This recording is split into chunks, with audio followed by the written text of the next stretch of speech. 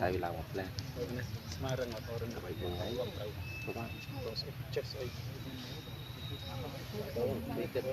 con chỉ mang phần đặt tôi chỉ thôi cho bạn ta nó chua đi vật về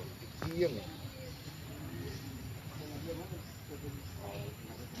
riêng ấy vật để tiền của bạn bên tập món không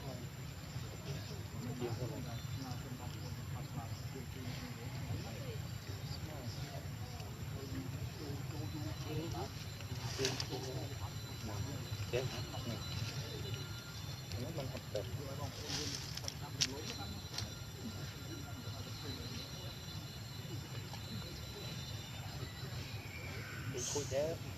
trên cái như nó cái nó đặt tại trong pha